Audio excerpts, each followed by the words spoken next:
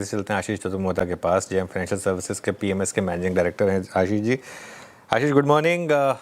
Pen market में one way slide और अब ये सेलिंग जो है ये काफ़ी डरावनी होती जा रही है। आपकी क्या अप्रोच होगी इस मार्केट में?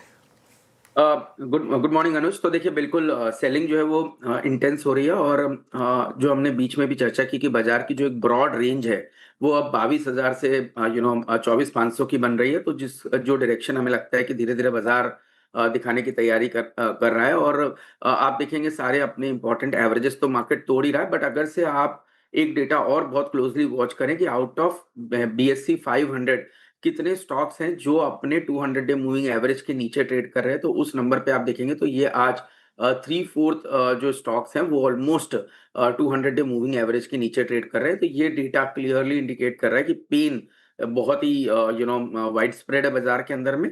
और अब जैसा कि हम देख रहे हैं कि क्रूड के जो प्राइसेस है वो कंटिन्यूसली 90-100 के आसपास सस्टेन हो रहे हैं। और ना सिर्फ क्रूड, एक सप्लाई शॉक आपको क्रूड रिलेटेड डेरिवेटिव्स के अंदर में देखने को नजर आ रहा है। जैसे कि अब हम एलपीजी एलएनजी की बात कर रहे हैं, सल्फर की बात कर रहे हैं। तो ऐसे बहुत सारे जो डेरिवेटिव्स है वो बहुत ज्यादा इंपॉर्टेंट है कई मैन्युफैक्चरिंग प्रोसेसेस के लिए। तो ये एक सप्लाई शॉक ना सिर्फ डायरेक्टली क्रूड से रिलेटेड बट उसके उसके जो डेरिवेटिव्स है उससे रिलेटेड जो कंपनीज काम कर रही है उनके अंदर में देखने को नजर आ रहा है। और जिसका इम्पैक्ट क्लियरली मार्जिन्स में देखने को नजर आएगा, not in terms of volume. और साथ ही साथ मार्जिन के अंदर में भी इम्पैक्ट आएगा क्योंकि कमोडिटी के जो प्राइस इन्फ्लेशन है वो बढ़ते हुए नजर आ रहे हैं। तो ऑल इन ऑल हमें लगता है कि ये एक ऐसा मार्केट है जहां पर पे इस इन्वेस्टर को अपनी जो पोजीशन है उसको बहुत ही स्टैगर्ड मैनर में अप्रोच करना चाहिए। और ये मानना चाहिए, ये इस तरह से प्लान करना चाहिए कि आने वाले 1 महीना 2 महीना पेन बाजार में बना रहेगा और उस हिसाब से आप अपनी पोजीशंस को एक्यूमुलेट करते हुए लॉन्ग टर्म इन्वेस्टर को एक्यूमुलेशन करना चाहिए। ओके। अच्छा आशीष, ये एक दो पॉकेट्स जिसमें कल सबसे ज़्यादा पेन था, एफएमसीजी। आई मीन क्या करेक्ट, आज थोड़ी बहुत short covering, that's something different, लेकिन आप चलने के क्रम में बिल्कुल पीछे रहे और आप गिरने के क्रम में सबसे ऊपर हो, है ना। अगर आप निफ्टी एफएमसीजी इंडेक्स को देखें तो आप एक second please Nifty FMCG index रखिएगा। ऑलमोस्ट कल 48,267 है, यानी हायर लेवल से मैं अगर कैलकुलेट करूं तो इसका 6600 का हाई था। 30% रिट्रेसमेंट फ्रॉम हायर लेवल्स। आप कैसे ट्रीट कर रहे हैं एफएमसीजी को इस वक्त? बिल्कुल। तो देखिए, हम एफएमसीजी को 3 पैरामीटर्स में हम इसका डिस्कशन करेंगे। पहला है कि टॉप लाइन ग्रोथ। अगर से आप देखेंगे तो टॉप लाइन ग्रोथ में आपने देखा कि एफएमसीजी कंपनीज बहुत ही मुश्किल से double digit top line growth दिखा पा रही थी। और उसमें भी वॉल्यूम ग्रोथ बहुत ही ज्यादा नेग्लिजिबल थी, तो जिसके चलते रियलाइजेशंस में हमें इम्पैक्ट देखने को नजर आया। दूसरा आ रहा है कमोडिटी प्राइस इन्फ्लेशन। जैसे अभी हम बात कर ही रहे थे कि क्रूड से रिलेटेड कई डेरिवेटिव्स हैं जो एफएमसीजी कंपनीज में, चाहे हम पैकेजिंग की बात करें, लॉजिस्टिक्स की बात करें, रॉ मटेरियल की बात करें, इन सभी पैरामीटर पे ये शॉक एफएमसीजी कंपनीज को देखने को मिलेगा, जिसके चलते मार्जिन्स में डेंट हमें देखने को नजर आएगा। तो टॉप लाइन रियलाइजेशन में प्रॉब्लम है, बॉटम में मार्जिन्स के अंदर में प्रॉब्लम है, और तीसरा है वैल्यूएशन।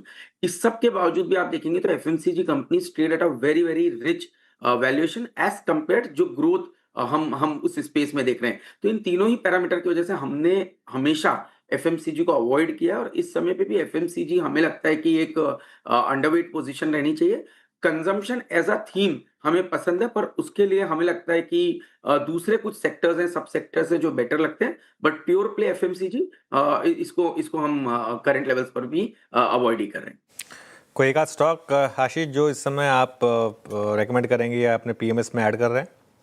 जी। तो अनुज, हमने 2-3 थीम्स की बात करी। एक तो मैं पहले करंट रिजीम की हम बात करें तो सबसे पहले इन्फ्लेशन बढ़ता हुआ नजर आएगा, इंटरेस्ट रेट कट नहीं होंगे और ग्रोथ मॉडरेट होगी। इस तरह के एनवायरनमेंट में जनरली 2-3 थीम्स जो अच्छा काम करती, पहली है एनर्जी, दूसरा है फाइनेंशियल्स, और तीसरा है वैल्यू रिलेटेड थीम। तो अगर से हम इस सब की बात करें तो कमोडिटीज इस थीम के अंदर में फिट बैठता है। एनर्जी और एनर्जी सेक्टर बहुत ही अच्छा इसमें परफॉर्म करेगा, जिसके चलते आप देखेंगे हमने हमेशा सीपीएससी ईटीएफ की बात की, which is a pure play on energy, on your value theme. चाहे आप ओएनजीसी ऑयल इंडिया की बात करें जहां डिविडेंड यील्ड अच्छी है, या डिफेंस। तो ये 3-4 जो सेक्टर का कॉम्बिनेशन है वो सीपीएससी है, जिसके ऊपर हम काफी पॉजिटिव अभी भी बने हुए हैं। और तीसरा है अनुज, डेफिनेटली फाइनेंशियल्स में एक अच्छा करेक्शन आया है, बट सबसे अच्छी अट्रैक्टिव अपॉर्चुनिटी फाइनेंशियल्स में बन रही है वैल्यूएशन के पर्सपेक्टिव पे, तो हमें लगता है पीएसयू बैंक्स काफी अच्छे लगते हैं अपने प्राइवेट पीयर्स के कंपैरिजन में। तो पीएसयू बैंक का ईटीएफ या एसबीआई जैसे स्टॉक हमें अच्छे लगते हैं, और साथ ही साथ बैंकिंग सेक्टर में लार्ज कैप में एक्सिस बैंक और आईसीआईसीआई बैंक, ये हमारी टॉप पिक रहेगी इस पूरे बाय ऑन डिप रणनीति के अंदर में, जो आने वाले 2 महीने के अंदर अक्यूमुलेशन जोन में रहनी चाहिए। ऑलराइट, आशीष जी बहुत बहुत शुक्रिया आज हमारे साथ जुड़ने के लिए और अपना समय हमें देने के लिए। मार्केट